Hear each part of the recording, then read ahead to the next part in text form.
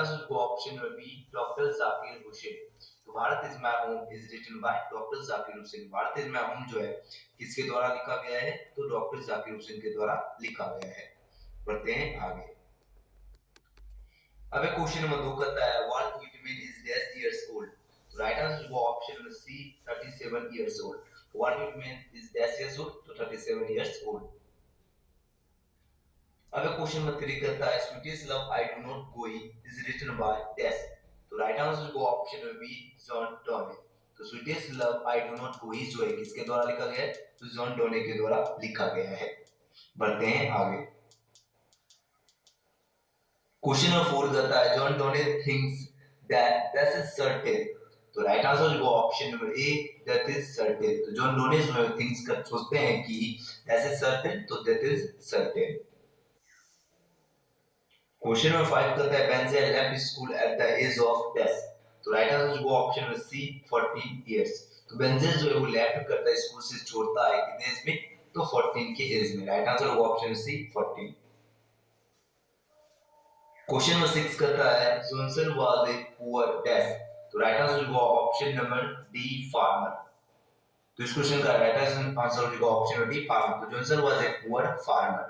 अगर आप लोग बुक अगर आप लोग पढ़े होंगे तो आपको ये सारे क्वेश्चन आसानी से याद होगा। अब एक क्वेश्चन में 7 कहता है the artist is a dash. तो the artist is a short story. Important question है, आपको अच्छी तरह से याद रखना है। The artist is a short story. Question number 8 कहता है doctor Zakir Hussain became the president of India in dash. तो राइट आंसर जो ऑप्शन है बी 1967। तो doctor Zakir Hussain became the president of India in 1967। Doctor Zakir Hussain जो है भारत के राष्ट्रपति बने थे कब? तो 1967 में। क्वेश्चन नंबर 9 कहता है नाम Kaka was coming from Delhi to see some dash. तो इस क्वेश्चन का राइट आंसर जो ऑप्शन नंबर ए मिनिस्टर्स। तो Nanu Kaka was coming from Delhi to see some minister. यानी नानू काका जो थे वो दिल्ली से आ रहे थे किससे मिलने के लिए? तो मिनिस्टर से मिलने। राइट आंसर होगा ऑप्शन ए मिनिस्टर्स। आगे क्वेश्चन नंबर 10 कहता है that was the role model of doctor Zakir Hussain. तो इस क्वेश्चन का जो राइट आंसर होगा option number A doctor Radhakrishnan. तो doctor Radhakrishnan is the right answer for this question. तो कहता है that was the role model. Role model कौन थे जो है डॉक्टर जाकिर हुसैन की? तो डॉक्टर राधा कृष्णन। अब क्वेश्चन में 11 कहता है Martin Luther King Junior belongs to dash. तो इस क्वेश्चन का राइट आंसर होगा ऑप्शन में A the USA. Important question है, देखो एग्जाम में अक्सर ये क्वेश्चन पूछ दिया जाता है, पूछे तो से याद रखना है। तो मार्टिन लूथर किंग जूनियर जो है कहां से बिलोंग्स करते हैं? तो द यूएसए से बिलोंग्स करते हैं। अब क्वेश्चन नंबर 12 कहता है साइबेरियस एट डैश स्कूल। तो इस क्वेश्चन का राइट आंसर होगा ऑप्शन में ए प्राइमरी स्कूल। तो साइबेरियस एट प्राइमरी स्कूल।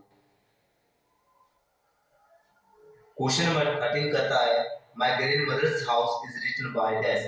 तो राइट आंसर होगा ऑप्शन नंबर 1 कमला दास। तो माय ग्रैंडमदर्स हाउस जो है किसके द्वारा लिखा गया है? तो कमला दास के द्वारा लिखा गया है। क्वेश्चन नंबर 14 कहता है Kamala Das is an dash poetess. तो इस क्वेश्चन का राइट आंसर होगा option number C Indian poetess.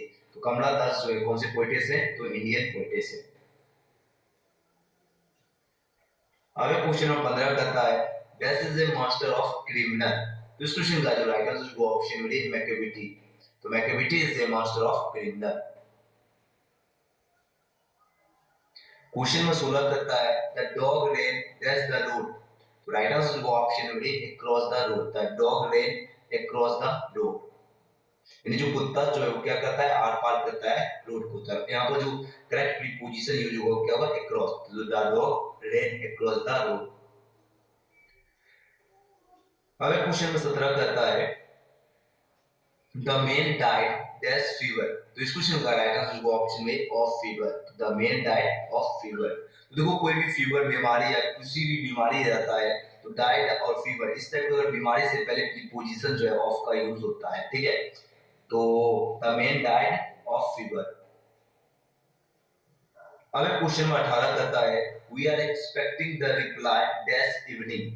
तो इस क्वेश्चन का राइट आंसर होगा ऑप्शन में बाय इवनिंग। तो we are expecting the reply by evening, ठीक है। तो यहाँ पर इन इवनिंग नहीं होगा, यहाँ पर रिप्लाई का उस बात कर रहा है। तो इस देखो कहता है we are expecting the reply dash evening. तो क्या होगा बाय इवनिंग, यहाँ पर इन इवनिंग नहीं होगा, यहाँ पर आपको कंफ्यूज नहीं होना है, ठीक है।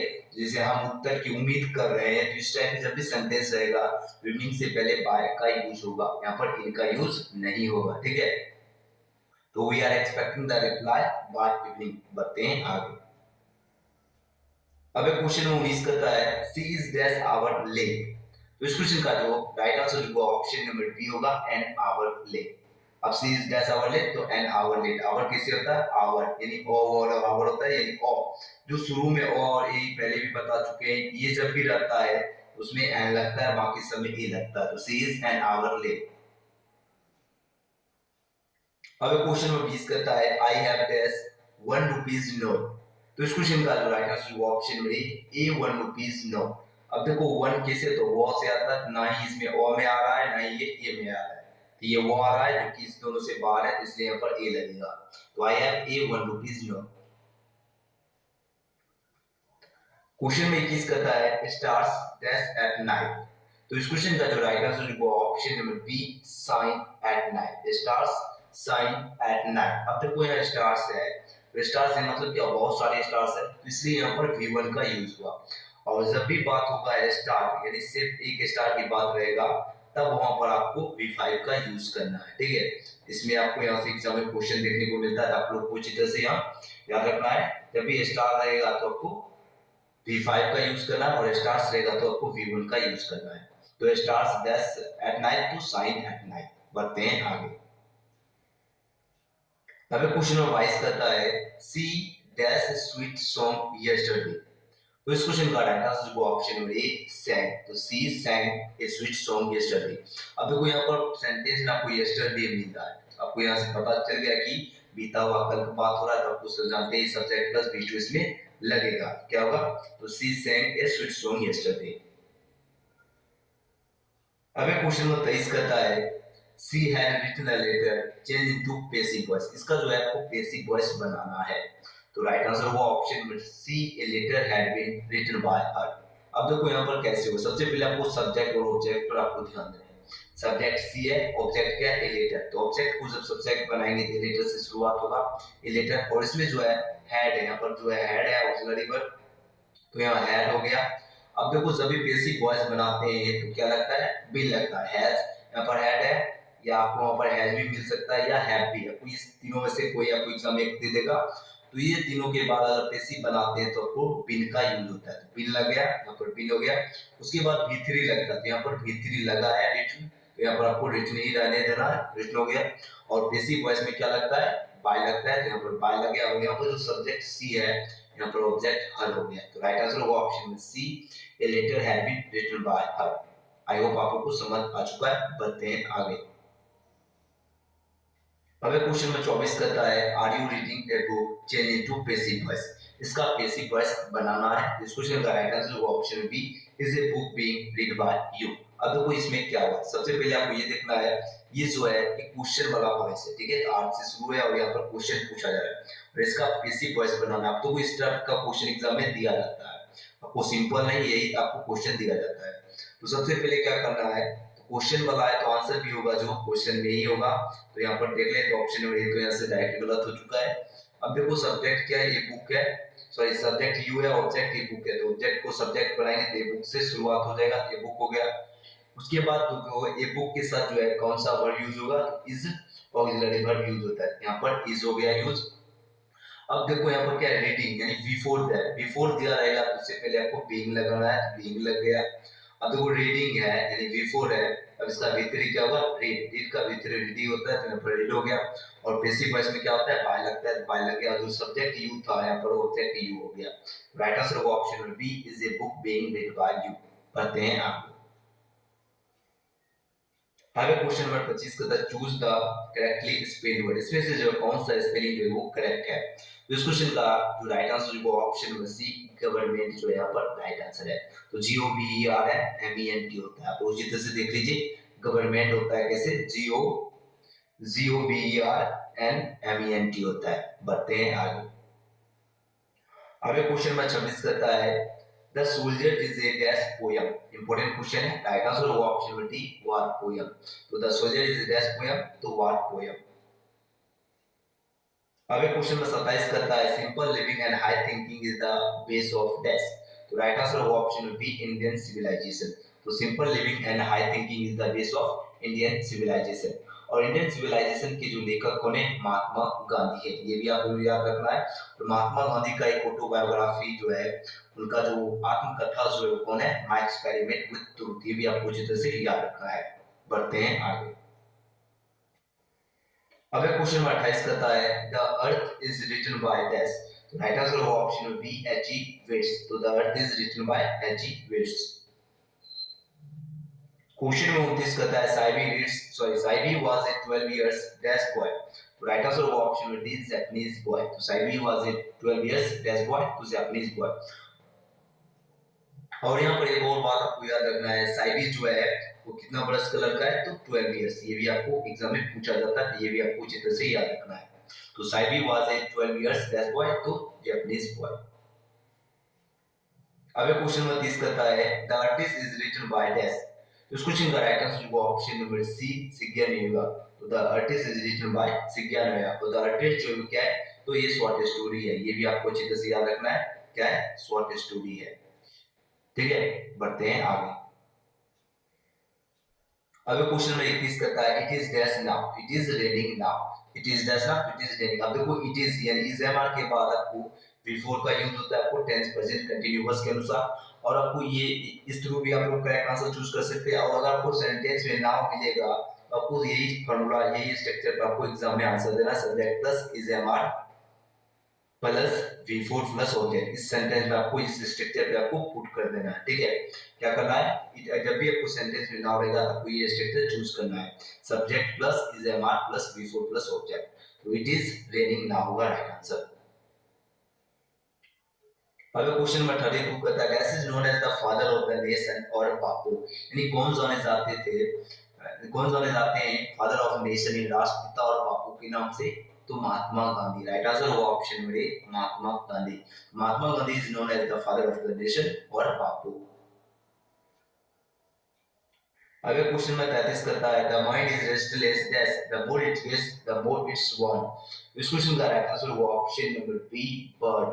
तो the mind is restless but ये पंक्ति है, और ये पंक्ति जो है कहां से लिया गया है, ये भी आपको पूछ दिया जाता है। तो ये इंडियन सिविलाइजेशन एंड कल्चर से ये पंक्ति लिया गया है, और इसका आंसर होगा ऑप्शन नंबर बी बर्ड। ये जो पंक्ति है डायरेक्ट यहाँ होता है the mind is restless but the more its gets the more its want. जो दिमाग जो है क्या बेचैन पंछी है, the more its gets the more its want, ये जितना पाता है ये उतना चाहता है।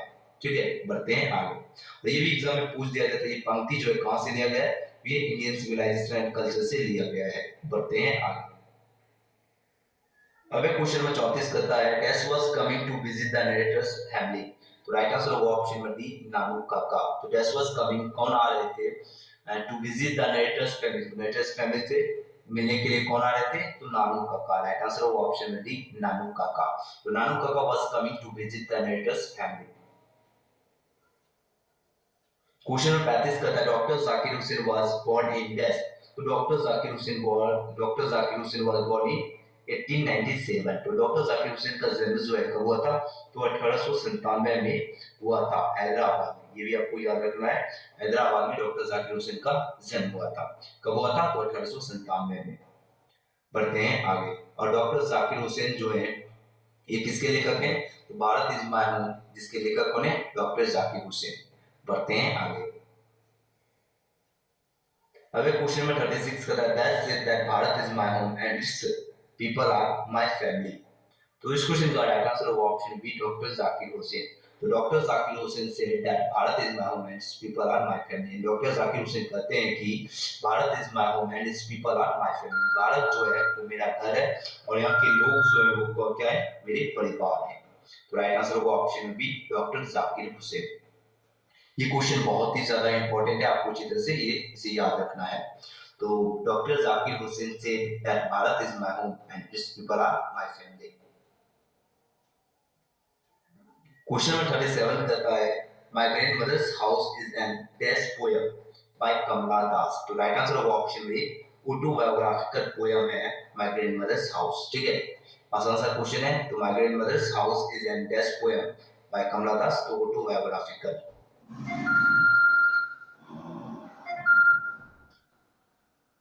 उसके बाद एक क्वेश्चन नंबर 38 कहता है मैकेविटी इज कॉल्ड डैश, तो राइट आंसर होगा option A the hidden paw. Macavity is called the hidden paw. अगर क्वेश्चन 39 करता है a poem consisting of dash lines is a sonnet, तो राइट आंसर होगा option C 14 lines. तो देखो ये जो सोनेट होता है कितने पंक्ति का होता है, तो 14 पंक्ति का होता है, ठीक है। तो ये poem consisting of dash lines is a sonnet, तो 34 14 लाइंस, ठीक है। तो का पंक्ति का होता है सोनेट। अगर क्वेश्चन नंबर 40 करता है I have a dream is written by dash, तो राइट आंसर होगा option number D Martin Luther King junior. तो आई हैव ए ड्रीम जो है किसके द्वारा लिखा गया है, तो मार्टिन लूथर किंग जूनियर के द्वारा लिखा गया है। राइट आंसर होगा option number D Martin Luther King junior. तो I have a dream is written by Martin Luther King Junior. बढ़ते हैं आगे। अब क्वेश्चन नंबर 41 कहता है Martin Luther King Junior belongs to dash, तो राइट आंसर होगा option number A the USA. Martin Luther King Junior belongs to the USA. Question number 42 कहता है I was dash bed when he found me, I was on the bed, on bed होगा, ठीक है। I was on bed when he found me. बढ़ते हैं आगे। अब एक क्वेश्चन में 43 करता है he came dash 4 o'clock, he came at 4 o'clock। Right answer होगा option number A at 4 o'clock। अब देखो 4 o'clock है, आपको यहाँ पर एग्जाम में 5 o'clock 6 o'clock 7 कुछ भी आपको एग्जाम में दे देगा, तो उसके पहले जो है आपको प्रीपोजिशन जो करेक्ट होगा वो एट का यूज होगा। तो ही केम एट 4 o'clock, ठीक है। आपको यहाँ पर कुछ भी मिल सकता है 4 5 6 कुछ भी, आपको चूज करना है eight. He came at 4 o'clock। अब क्वेश्चन नंबर 44 करता है Modi has been working dash January, तो राइट आंसर होगा option number C since January. Modi has been working since January. अब तो सिंस जनवरी है, ठीक है। यहाँ पर आपको जनवरी फरवरी मार्च कुछ भी आपको यहाँ पर मंथ देगा रहेगा, उससे पहले आपको जो वर्ब जो यहाँ पर सिंस या फॉर आपको यूज करने देगा, वहां पर क्या यूज करना है, तो वहां पर आपको सिंस यूज करना है। तो इस क्वेश्चन का राइट आंसर होगा ऑप्शन सी सिंस। तो Modi has been working since January. Question number 45 कहता है he is dash European, he is a European. Right answer होगा ऑप्शन नंबर ए यूरोपियन। अब देखो यूरोपियन कैसे यू से शुरू होता है, पहले ही आपको बता दिए और ये रहेगा, तभी उसमें क्या लगेगा ए एन लगेगा, और बाकी समय क्या लगेगा ए लगेगा। तो इज ए यूरोपियन होगा। क्वेश्चन नंबर 46 कहता है I am dash tallest boy here, तो राइट आंसर होगा option number C the tallest boy here. तो I am the tallest boy here. अब देखो टॉलेस्ट क्या है, सुपरलेटिव डिग्री है, तो सुपरलेटिव डिग्री से पहले जो होता है वो क्या लगता है, वहां पर दा लगता है। और आपको इतना बात आपको अगर याद रख सकते हैं, और आपको ऐसे भी याद रख सकते हैं जिसके अंत में क्या हो ई एस टी हो। जैसे टॉलेस्ट में कैसे होता है T A double L E S T होता है, अंत में क्या ई एस टी आ रहा है, तो जिसके अंत में ई एस टी लगा रहेगा तो उससे पहले आपको दा लगाना है। इतना सा आपको बात याद रखना है, ठीक है। तो I am the tallest boy here. Right answer होगा option number C the tallest boy here. बढ़ते हैं आगे। अगर क्वेश्चन में 47 कहता है he is dash today, he is coming today. Right answer होगा ऑप्शन नंबर बी कमिंग। अब देखो टुडे है, तो टुडे के लिए किसे प्रेजेंट कंटीन्यूअस का आपको यूज करना है। और आपको सिंपल सा भी आपको अगर स्ट्रक्चर अगर देखते हैं तो आप लोग जानते ही इज एम आर के बाद क्या लगता है, इज एम आर अगर है तो उसके बाद क्या लगता है बिफोर ही लगता है। इस तरह भी आप लोग करेक्ट चूज कर सकते हैं। तो यहाँ पर इज है, इज एम आर के बाद क्या लगेगा, तो बिफोर लगता है। तो he is coming today. Question number 48 कहता है I can help you change into passive voice. इसको आपको पेसिव वॉइस बनाना है। इसका पेसिव वॉइस होगा you can be helped by me. Right answer होगा option B you can be helped by me. अब देखो ये आसान सा पेसिव वॉइस को बनाना है। अब देखो आसान सा ये भी क्वेश्चन दिया है, सब्जेक्ट आई है ऑब्जेक्ट यू है, तो ऑब्जेक्ट को सब्जेक्ट बनाएंगे, यानी ऑब्जेक्ट क्या यू को जब सब्जेक्ट बनाएंगे तो यू ही रह जाएगा, यू हो गया। और यहाँ पर जो है ऑक्सिलरी वर्ब कैन है, तो यहाँ पर कैन हो गया। और जब भी पेसिव वॉइस बनाते हैं तो क्या लगता है बी लगता है। देखो ऑक्सिलरी वर्ब के बाद जो है उसके बाद क्या लगता है बी, जैसे can could may might could should ये सब रहेगा। और आपको पेसिव वॉइस बनाएंगे तो उसके बाद क्या लगेगा, तो बी लगता है, तो बी लग गया। और यहाँ पर वर्ब जो है, यहाँ पर वर्ब क्या है हेल्प है, तो इसका जो है भीतरी क्या हुआ हेल्प्ड हो जाएगा, तो हेल्प्ड हो गया। और पेसिव वॉइस में क्या होता है बाय लगता है, तो यहाँ पर बाय लग गया। और आई जो है सब्जेक्ट, इसका ऑब्जेक्ट क्या होगा, मी होगा। राइट आंसर होगा option B, you can be helped by me. बढ़ते हैं आगे। अब क्वेश्चन 49 कहता है he helped me change into passive voice. इसका पैसिव वॉइस बनाना है, तो यहाँ पर क्या है, ही हेल्प्ड मी, तो यानी subject plus V2 plus object यहाँ पर दिया गया है, तो क्या है, सही सब्जेक्ट हो गया और हेल्प V2 हो गया और ऑब्जेक्ट मी है। जब भी ऐसा रहे और इसको पैसिव वॉइस बनाना है, क्या बनाना है, ऑब्जेक्ट प्लस वाज वेयर, ये आपको स्ट्रक्चर याद करेंगे कर सकते हैं, was were plus V3 plus by plus object, object का जो है वहां पर लास्ट में क्या होगा, सब्जेक्ट। ये आपको स्ट्रक्चर चूज करना है। यहाँ पर क्या है, सब्जेक्ट प्लस V2 है और ऑब्जेक्ट इसमें क्या है, मी। मी को क्या होगा, आई बनाएंगे, तो यहाँ पर सभी जगह देख सकते हैं आई दिया है एबीसीडी में, सिर्फ डी में ऑप्शन नहीं दिया, यहाँ से डी था, राइट गलत हो चुका है। अब है आई के बाद क्या लगेगा, वाज या वेयर लगता है, जब भी ऐसा सेंटेंस मिले सब्जेक्ट प्लस V2, तो क्या लगेगा, वाज। आई के साथ क्या लगता है, वाज लगता है, तो सभी जगह यहाँ पर वाज है, ठीक है, वाज मिल गया। उसके बाद क्या लगता है, V3 लगता है, हेल्प है, हेल्प जो है इसका V3 क्या होता है, हेल्प होता है, हेल्प रह गया, यहाँ पर सभी जगह हेल्प है। उसके बाद क्या लगता है, पैसिव वॉइस में बाय लगता है, यहाँ पर बाय इसमें है, यहाँ पर बाय हो गया। और उसके बाद जो है ही का क्या होगा, हिम होगा, जो कि ऑप्शन नंबर बी यहाँ पर करेक्ट है। तो राइट आंसर होगा option number B, I was helped by him. सिर्फ कुछ नहीं करना, सब्जेक्ट जो है मी, सॉरी सब्जेक्ट जो ही है और ऑब्जेक्ट मी है, मी को सब्जेक्ट बनाएंगे तो आई हो गया, और V2 लगा है तो वाज लगेगा, आई के साथ वाज लग गया, और हेल्प है इसका V3 क्या हुआ, हेल्प होता है, हेल्प हो गया। और पैसिव वॉइस में क्या लगता है, बाय लगता है, यहाँ पर बाय हो गया, और जो सब्जेक्ट यहाँ पर ही है, यहाँ पर ऑब्जेक्ट हिम हो गया। राइट आंसर होगा option B, I was helped by him. अब क्वेश्चन नंबर 50 करता है spelling test, choose the correctly spelled word. इसमें से जो है कौन सा स्पेलिंग जो है वो करेक्ट है, तो इसका राइट आंसर होगा ऑप्शन नंबर ए होगा राइट आंसर। तो बिलीव जो होता है वो कैसे होता है, BELIEV होता है, तो राइट आंसर होगा ऑप्शन नंबर ए।